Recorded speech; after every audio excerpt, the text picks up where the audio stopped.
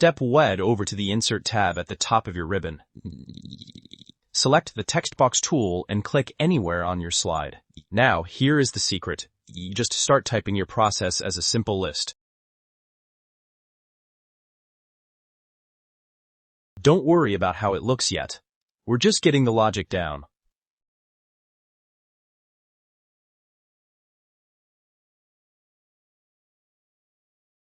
To tell PowerPoint which steps are substeps or branches, we use the Tab key. Go to the line you want to indent and hit Tab once. You'll see the text shift to the right. This hierarchy is exactly what PowerPoint uses to map out your flowchart logic later.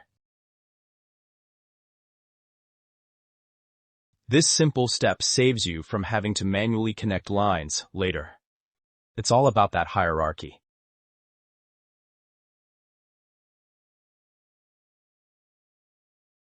Make sure your text box is selected. Now, navigate back to the Home tab. Look for the group labeled Paragraph, and you'll see a magical button called Convert to Smart Art. Click that, and a gallery of layouts will appear. You can hover over them to see a live preview. Scroll down to the Process or Hierarchy sections and select the flowchart style that fits your vibe. Boom! PowerPoint automatically converts your text into a fully formatted flowchart with perfect spacing.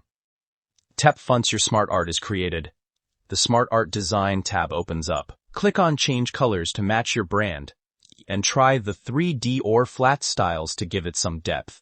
If you want to move individual boxes later, just right-click and hit Invert to Shapes to break the flowchart free. You forget to subscribe EZTips&Tricks for more productivity hacks that make you look like an office wizard.